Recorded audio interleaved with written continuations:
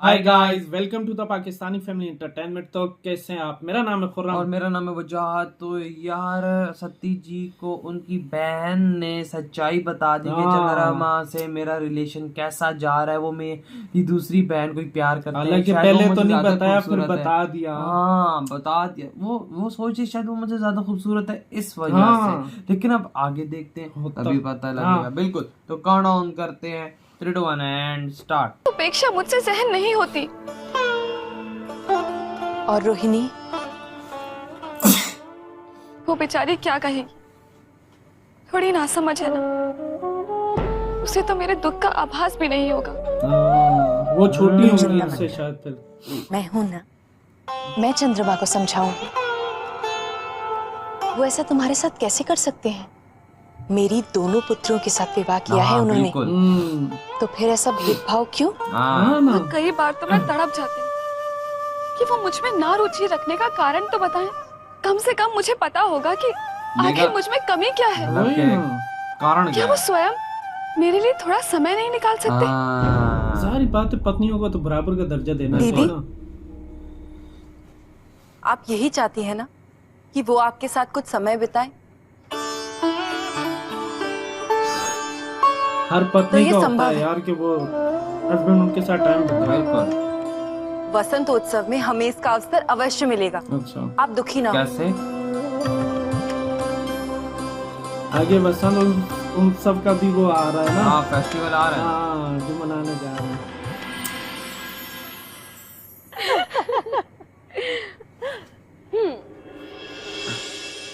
रोहिणी, तुम्हारी चाल।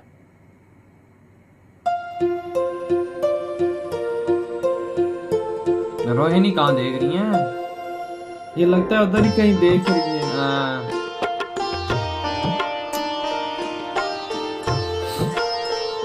अरे महासभा समाप्त हो गई क्या? रहा ही नहीं जा रहा भाई। रोहिणी, तुम भी ना, अभी कुछ ही तो क्षण हुए हैं तुम्हें मेरे कक्ष में आए हुए, किंतु तुम हो कि 10 बार दासियों से पूछ चुकी हो महासभा के बारे में। जब महासभा समाप्त होगी तो यही आएंगे तुम्हारे चंद्र, हाँ। कहीं भाग के नहीं जाएंगे। अच्छा, इनको पता चल गई। और लेकिन यार भाग्य कितनी भी गए सौभाग्यशाली है तो कि क्या भाई हो जाएगा? पति तुम ही अपने चांद है। पिता के भवन में ही तो हो। आजकल लड़के कुछ दिन कहते हैं हमारे कि भाई साथ रह चांद लेना। जैसा पति और मिले। क्या, इतने समय तुम चंद्रमा के साथ, हमने कुछ नहीं कहा। अब जितनी देर हमारे साथ हो तब तक मन लगा के हमारे हाँ? साथ ही रहो। अरे नहीं नहीं, ऐसी कोई बात नहीं है। मैं तो बस यूं ही। मैं तो बस क्या रोहिणी, तुम्हारी व्याकुलता देख के स्पष्ट है कि तुम चंद्रमा को एक पल के लिए भी अकेला नहीं छोड़ती होगी। बिल्कुल ठीक कहा आपने तभी तो ख्याति दूसरी दीदी। बेचारी की कमी हो बेचारी गई है। रेवती तो चंद्र की एक झलक के लिए भी तरस जाती होगी। नहीं नहीं, कदापि नहीं। वो जितने मेरे हैं उतने रेवती के भी हैं। ओ भाई और यदि की रेवती को सोच कोई बहुत कष्ट कमाल होता, लगी। तो मुझे हाँ। अवश्य कहती। हाँ, लेकिन लंबा व्यक्ति क्यों ऐसा कहते हैं? हाँ। वैसे महासभा की अवधि कितनी है? इनसे वो सफर नहीं रोहिणी। हो रहा है। तुम भी ना, अब महासभा की अवधि कोई कैसे निर्धारित कर सकता है?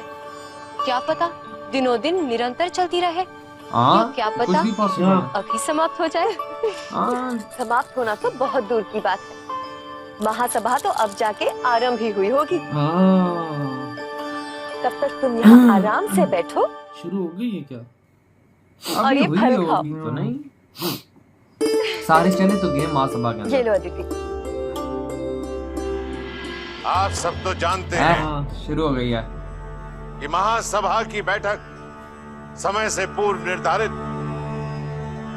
और सुनियोजित होती, फिर अकस्मात समय से पूर्व इस महासभा की बैठक बुलाने की आवश्यकता क्यों पड़ गई? इसका कारण है असंतोष, असंतोष अविश्वास, अविश्वास।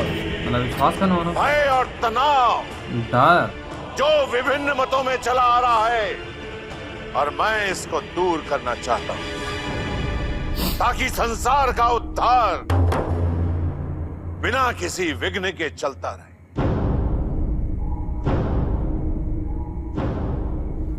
उद्धार के संदर्भ में एक और समस्या मेरे सामने आई है प्रजापति। यदि अनुमति हो तो असुरों और देवताओं में चली आ रही लड़ाई से हम सभी अवगत हैं। असुर सदैव इस प्रयास में रहते हैं किस तरह नई नई शक्तियां प्राप्त कर देवताओं को पराजित करें, उनका जीना दूभर करें। और अब असुरों का गुरु शुक्राचार्य महादेव की घोर तपस्या करने जा रहा है। गुरु शुक्राचार्य है ना? यदि वह सफल हुआ तो उसे महादेव के द्वारा संजीवनी प्राप्त हो जाएगी। महादेव की संजीवनी शक्ति से हम सभी परिचित हैं। शुक्राचार्य इस शक्ति को पाकर हम सबसे अधिक शक्तिशाली हो जाएंगे।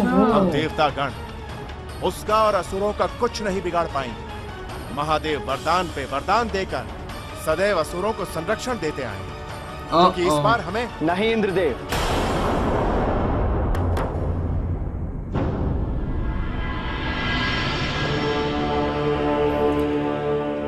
आपकी यह धारणा उचित नहीं है कि महादेव केवल असुरों का ही पक्ष लेते। महादेव तो भोलेनाथ हैं। जो कोई भी सच्चे मन से उनकी पूजा अर्चना करता है, उनका ध्यान करता है, तो महादेव स्वयं प्रसन्न होकर उसे वरदान दे देते हैं। चाहे असुर हो या देवता, पशु हो या मनुष्य, वो किसी में भी भेदभाव नहीं करते। वही ना। ऋषि कश्यप, मुझे महादेव के भोलेपन पे कोई आपत्ति नहीं। इन्होंने कहा किंतु आप ही असुरों का ख्याल करते हैं क्या ज़्यादा। अच्छाई और बुराई में अंतर ना करना उचित है? महादेव का भोलापन हमारे लिए भारी संकट का कारण हो या धर्मी उसको भी दे देते ना, जो कि चिंता का विषय है। शांत। जिस तरह सिंधुराज लेके आया था महादेव की तपस्या करके।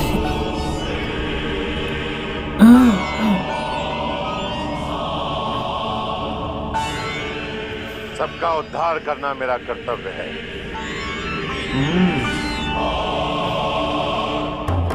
परंतु इंद्रदेव की चिंता बिल्कुल उचित है। हाँ वो तो तुम तो है ही, दक्ष जी तो है ही महादेव तो के इस खिलाफ समय है। आवश्यकता एक पॉइंट तो मिले बस, किसी प्रकार के विरोध की नहीं है। इस महामंडल में मैं दैत्यों के गुरु शुक्राचार्य को आमंत्रित करना चाहता हूँ, ताकि असुरों और देवताओं के बीच चल रही तो वही है ना, इस लड़ाई पर जिनका सदा के लिए नाम ले रहे थे। विराम लगाया जा सके। इस महामंडल में एक विशेष अतिथि और होंगे, जिनकी उपस्थिति के बिना मेरा उद्देश्य कभी पूरा नहीं हो सकता। और वो अतिथि होंगे महादेव। महादेव क्या बोल रहा है बे? दक्ष क्या बोल रहा है? सब भाई हैरान हो गए, शॉक लग गया सबको। अरे भाई इधर हुई ये वीडियो खत्म। यार ये क्या सीन है भाई, महादेव जी का डायरेक्ट नाम इन्होंने ले लिया। और दूसरी तरफ से भगवान इंद्र जी ने भी कहा ना कि शुक्राचार्य को जी को सब दे दी महादेव यार ने। अभी वो तपस्या करते करने वाले हैं और भाई उनको वो देख भगवान जी कि वो ज्यादा ताकतवर होके फिर ये देवताओं के भी खिलाफ लड़ते हैं। जाहिर बात है, फिर अगर उनसे शक्तिशाली हो गए तो फिर देवता कहाँ टेक पाएंगे। लेकिन बात ऐसी है ना कि मतलब भोलेनाथ हैं, वो उनके धर्मी तपस्या करे, धर्मी वो उसकी तपस्या देखते हैं कि वो अगर सच्चे मन से कर रहे हैं ना, तो मैं बिल्कुल जो मांगेगा मिलेगा। अब देख सिंधुराज जो था महाभारत के अंदर, वो भी भगवान शिव जी की कठोर तपस्या कर गया था, जो लड़ा था। अंदाजा लगा और कैसा कैसा सबको पेला था। भाई यही होता है ना कि भेदभाव ना करना, क्योंकि उनके लिए तो सब बराबर। वो एक अलग बात है कि कोई अधर्मी या कौन धर्मी है या जो भी है, लेकिन आप उनकी तपस्या करोगे उनको मन से सच्चे दिल से, तो वो आपके लिए हर चीज करेंगे, क्योंकि वो ये नहीं करते कि ये भेदभाव जिस तरह करते हैं। अब देख, अब अधर्मी भी अगर झूठे दिल से तपस्या करे, मैं कहता हूँ हजारों साल भी बैठा रहे तो कभी भी भगवान शिव जी उसे प्रसन्न होंगे। हाँ, अगर सच्चे दिल से तुम पुकारो, सच्चे मन से कार्य उनको पुकार, तो जाहिर बातें करेंगे। लेकिन खुरम बात ऐसी है ना, अब तो महासभा की शुरुआत हो चुकी है, पता नहीं आगे और शुक्राचार्य जी ये कौन है जिनको इन्होंने बुला लिया? हाँ बिल्कुल। और जिसकी भगवान इंद्र जी बड़ी तारीफ कर रहे थे। अच्छा, उन्होंने ऋषि जी ने थोड़ा सा बोला गलत, लेकिन वो दक्ष जी क्या बोलते, नहीं नहीं बिल्कुल ठीक कहा है भगवान इंद्रा जी ने, क्योंकि वो तो आई महादेव के खिलाफ है ना दक्ष जी। इंद्रा देव जी ने तो वाकया में हाँ, भाई वो उनको बस एक छोटा सा पॉइंट चाहिए ना दक्ष जी को, कि भाई इस पे मैं रगड़ सकूं, वही ना और ये मुझे पॉइंट मिले तो भाई उनको तो मौका चाहिए होता है। लेकिन यार वो दूसरी तरफ जो चंद्रा की जो फर्स्ट जो वाइफ है वो कह रही थी नहीं यार मेरी बहन तो बड़ी खुशी है, मतलब अगर कुछ होता तो वो मुझे बता देती, शायद वो एक दूसरे के प्यार में इतना खोए हुए उनको पता ही ना हो, शायद हो सकता है उनको पता ही ना, और चंद्रमा जी जो है वो उनको टाइम ना दे रहे और समय ना दे रहे, वो भी सकता, लेकिन अभी तो फौरन आगे पता लगे। तो इधर ही वीडियो खत्म करते हैं, हमने बहुत ज्यादा खैर की तो